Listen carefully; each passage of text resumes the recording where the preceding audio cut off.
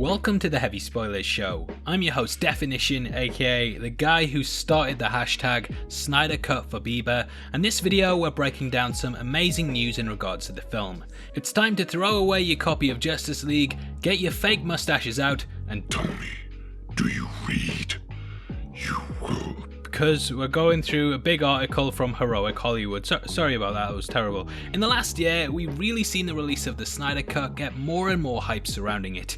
It trended worldwide on the anniversary of Justice League, had numerous stars share the hashtag release the Snyder Cut, and Zack has been hitting up his Vero account with images of the film. There's been a ton of back and forth around the project, and 2 weeks ago we reported that Andy Signore had posted an article stating that the cut would not release and that Warner Brothers were furious with the director. We did say that we thought this was untrue, and now it looks like it is. Numerous people have come forth and stated that this is fake news, so it's looking worse than a CGI upper lip for Fandom Wire right now. Anyway, throughout this video we're going to be going through a new report that looks like some amazing news for fans of the film.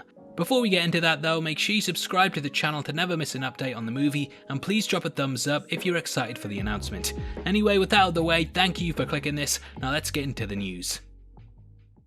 Okay, so as of the 17th of May, website Heroic Hollywood posted a big report on the progress of the movie. I'll leave a link to it in the description below if you want to read the full thing, but basically it goes through a lot of the characters that were missing from the release, as well as the screening that Snyder reportedly held for Hollywood execs. It says, after Zack Snyder left Justice League following a family tragedy, Joss Whedon was brought on board to help finish the DC team-up movie. The Avengers director oversaw the completion of the film, adding in his signature light comedic tone and trimming the adventure down to a 2-hour runtime. Most recently, Justice League cinematographer Fabian Wagner claimed that the studio even changed the color palette of the film after Snyder's exit. Unfortunately, Justice League was met with a disappointing critical reception and also made a disappointing $657 million at the box office, reportedly losing Warner Bros. $60 million. However, as of February 6th, we have learned that Warner Bros. Were interested in revisiting the project. Now, the cost was always a point of contention with the piece, and I've stated one of the main things holding back the cut's release was because Warner Bros. Had already lost money on the project and thus would have to take another gamble. People will argue about what day it is on YouTube with you, so I stopped saying this after a while because for some reason there were accounts that just wouldn't accept the main thing holding back the Snyder Cut was the profitability of the project. I've always thought that in order to release it, Snyder would have to complete most of the work his end, and then the studio would take the reins for things like VFX and additions that he was not able to do on his own. This was further fueled by a number of people confirming they'd seen the cut, including stunt coordinator Eunice Huthart and Jason Momoa. Kevin Smith also stated he'd spoke to people who'd seen it, and they'd said that it was watchable from a production perspective, but that the VFX wasn't finished. This naturally built a lot of excitement around the piece, and every time we get news like this, it feels like another milestone has been reached. The report states that in February 2020, Snyder showed the film to executives who were interested in seeing the current state of his Snyder Cut. They say, it seems like a recent screening of the film could lead to a wider release. Heroic Hollywood has exclusively learned and confirmed that Zack Snyder held a private screening of his cut of Justice League in the first quarter of 2020 with executives from DC in attendance. According to an individual with knowledge of the situation, something is happening with the Snyder Cut of the film and discussions are currently underway. We can take this one step further and report that, according to our sources, this screening took place on Thursday, February 6th. No details emerged about what came of the screening, but reports confirm it happened. Now, what this does mean is that Warner Bros. Are indeed interested in seeing the potential that the movie holds. Fan anticipation is at an all-time high with the project, and it's hard to turn a blind eye to the constant outcry for its release. There have been rumours that this film was going to release alongside the launch of HBO Max, but I've always thought that this was a bit stupid as there was absolutely no promotional material to confirm this, and it had not been reported by a legitimate source or even leaked. There will be a ton of eyes overseeing the streaming service before it launches, and I think that at some point we would have heard of its existence if this had been the case. That doesn't mean I don't think it won't eventually hit it, but I think that the rumours of it dropping with the release of the platform are a bit unfounded. It was rumoured that Snyder needed to shoot some additional scenes such as the Martian Manhunter one and also one featuring some of the key characters.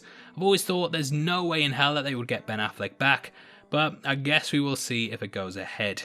If it's just a couple of days of shooting, who knows, but they would also have to secure Henry Cavill, which, yeah, that's a totally different video right there. So it does seem like the wheels were at least in motion for the project. However, there's one big spanner in the works that I think will likely delay the release quite a bit, and that is the imposed quarantine that currently exists in LA. As the film still needs additional VFX, it seems highly unlikely that things will be ready for HBO Max's release, and I would say with the lockdown in place until August 2021 would be the release of the project at the earliest.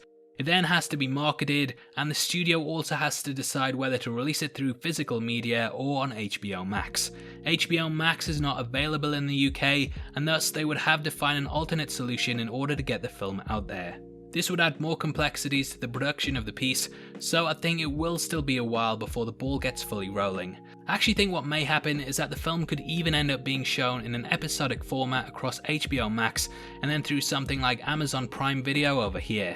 The cut is rumoured to be over 4 hours long, and in order to drive subscriptions and increase profitability, I can see Warner's wanting to milk it as much as possible and drop the cut week by week in as many episodes as they can. We all know it costs millions of dollars to CGI out a mustache, and Warner Brothers will likely want to recoup as much as they can. Psst, you should have just let him have a beard, like the comics, you idiots. However, they would also have to have Snyder agree on this, and he may not want to slice up his film, so yeah, just a lot of things up in the air about the project, but at least they're getting things going.